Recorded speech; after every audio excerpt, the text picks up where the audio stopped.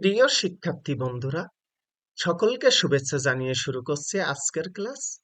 আজকের আলোচনার বিষয় ৬৮ পৃষ্ঠা থেকে সংক্ষিপ্ত প্রশ্নের সমাধান নিয়ে আলোচনা। প্রথমেই ৬ ক নম্বর প্রশ্নের সমাধান। বন্ধনীযুক্ত একটি বীজগাণিতিক রাশি দেওয়া আছে, এর সরল মান নির্ণয় করতে হবে। প্রদত্ত রাশিটা আমি এখানে লিখেছি। বন্ধুরা, এখানে দেখো ফার্স্ট ব্র্যাকেট আছে এবং প্রথমে এবং শেষে সেকেন্ড ব্র্যাকেট আছে। প্রথমে আমরা ফার্স্ট ব্র্যাকেটের কাজটা করব, প্রথম বন্ধনীর কাজ করব। দেখো, প্রথম বন্ধনীর আগে মাইনাস চিহ্ন আছে এবং এখানে ভিতরে যে 3x আছে তার আগেও মাইনাস চিহ্ন আছে। এই মাইনাস আর মাইনাস গুণ করলে প্লাস হবে। দেখো, তাই প্লাস 3x লিখেছি। এবং এই যে মাইনাস আছে, 6 এর আগে মাইনাস আছে, মাইনাস মাইনাস গুণ করলে প্লাস 6 হবে। তাহলে আমাদের কিন্তু এই যে ফার্স্ট ব্র্যাকেট মানে প্রথম বন্ধনীর কাজ শেষ। এবার আমরা দ্বিতীয় বন্ধনীর কাজ করব। এখানে দেখো -7x আছে, +3x আছে। তাহলে এখানে -7x থেকে +3x বাদ যাবে, থাকবে -4x। এখানে +6, এখানে +4, যোগ করলে হবে +10। এটা আমরা এভাবে লিখতে পারি যে +10টা আগে লিখবো, -4x টা পরে লিখবো। তাহলে অ্যান্সারটা হবে নির্ণেয় সরল মান 10 - 4x। খ নম্বর প্রশ্ন দেখো, x² - xy² কে xy দ্বারা ভাগ করলে ভাগফল কত হবে তা নির্ণয় করো। এখানে দেখো, প্রদত্ত রাশিটা আমরা যে প্রথম রাশি আছে সেটা লিখেছি ভাগ xy। এটা আমরা x²y - xy² এভাবে লিখতে পারি। এবার দেখো, x² কে xy দিয়ে ভাগ করব, সেটা আলাদা করে লিখলাম, এই মাইনাসটা লিখলাম। xy² কে xy দিয়ে ভাগ করব। এবার দেখো, এই যে এক্সটা, এক্স এর এখানে এই এক্সটা হলো ভিত্তি আর এই টুটা হলো সূচক।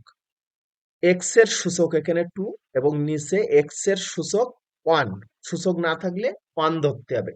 আর যখন ভিত্তি ভাগ আকারে থাকবে তখন সূচক বিয়োগ করতে হবে।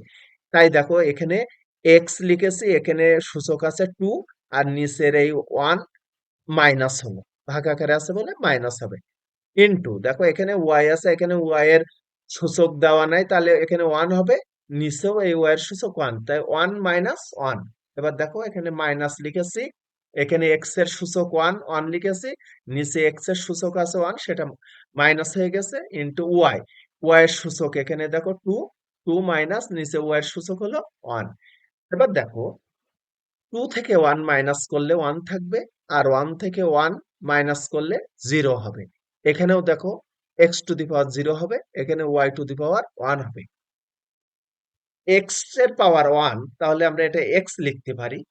এবার দেখো, কোনো কিছুর সূচক মানে যখন 0 হবে তখন তার মান হবে 1। এখানে y এর সূচক হলো 0, তাই এর মান হবে 1। এখানে x এর সূচক 0, এখানে 1 আর এখানে ওয়াই।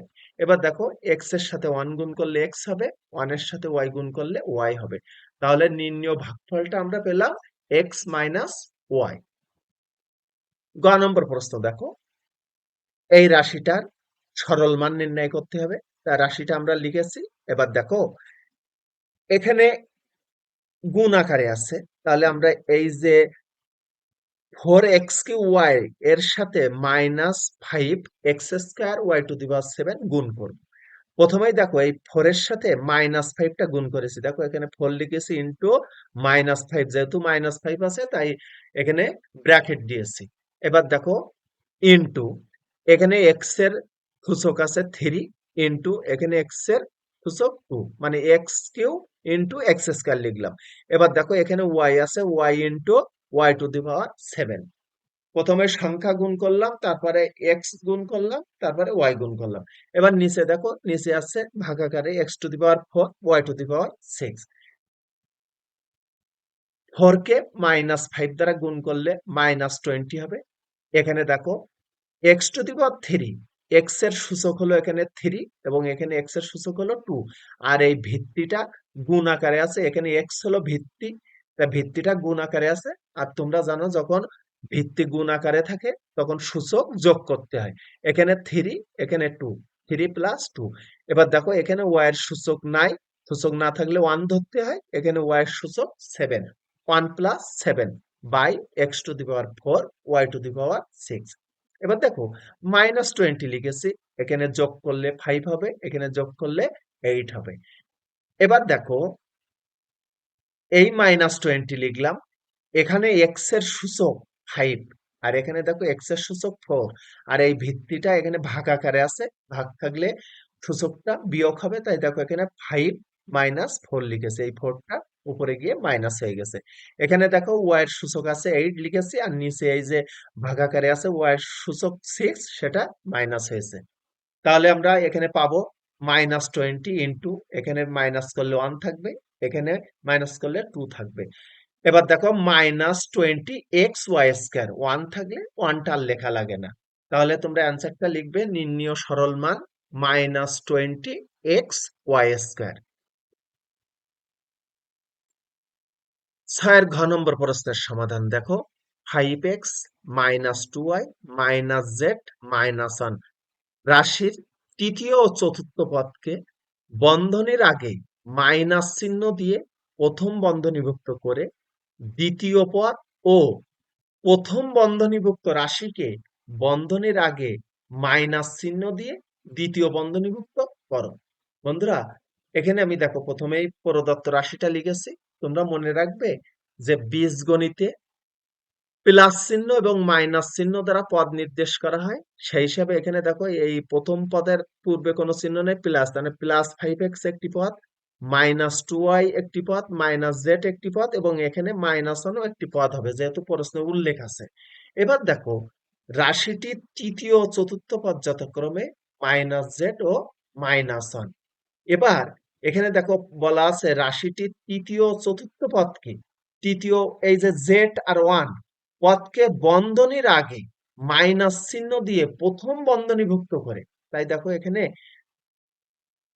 তৃতীয় চতুর্থ পদকে এই প্রথম বন্ধনীর ভিতরে রেখেছি, আর পূর্বে মাইনাস দিছি। আর এখানে মনে রাখবে যখন বন্ধনীভুক্ত করবে তখন বন্ধনীর ভিতরের যে চিহ্নগুলো বন্ধনীর পূর্বে মানে আগে যে চিহ্ন আছে সেই চিহ্ন দ্বারা গুণ করতে হবে। এখানে দেখো এই 1 এর পূর্বে এখানে মাইনাস আছে, আমি যখন বন্ধনী দিয়েছি দেখো এখানে প্লাস চিহ্ন দিয়েছি। তোমরা একটু খেয়াল করো, এই জেড এর পূর্বে এই ভিতরে কোনো চিহ্ন নাই, তাহলে এটা প্লাস, তাহলে এই মাইনাস আর প্লাস গুণ করলে মাইনাস জেড হবে, আর এই মাইনাস আর এই প্লাস গুণ করলে মাইনাস এখানে 1 হবে। তাই দেখো আমি তৃতীয় চতুর্থ পদকে প্রথম বন্ধনীভুক্ত করেছি কিন্তু ভিতরে প্লাস লিখেছি, বাইরে মাইনাস লিখেছি, কারণ এই মাইনাস যখন বন্ধনী মুক্ত করব তখন মাইনাস দিয়ে গুণ করে দেব, গুণ করে দিলে তখন -z -1 হবে। এবার দেখো বন্ধনীভুক্ত তো আমাদের করা হয়ে গেল। দ্বিতীয় পদ, এখানে দেখো দ্বিতীয় পদ আছে -2y ও প্রথম বন্ধনীভুক্ত রাশিকে, প্রথম বন্ধনীভুক্ত মানে এখানে যে z+1 লিখেছি, আগে মাইনাস চিহ্ন দিয়ে দ্বিতীয় বন্ধনীভুক্ত করে। এবার আমাদের দ্বিতীয় বন্ধনীভুক্ত করতে হবে। তাই দেখো বন্ধুরা, আমাদের প্রথম বন্ধনীভুক্ত এখানে ছিল কত, প্রথম ব্র্যাকেটের ভিতরে z+1 সেটা লিখেছি, আর দ্বিতীয় পদ হলো -2y। তাই এই দেখো এই 2y পূর্বে আমি দ্বিতীয় বন্ধনী দিয়েছি, তার পূর্বে মাইনাস দিয়েছি, যেহেতু প্রশ্নে যেভাবে বলা আছে যে মাইনাস। এবার এখানে দেখো এই জায়গায় এখানে মাইনাস ছিল, আমি কিন্তু এখানে প্লাস দিয়েছি।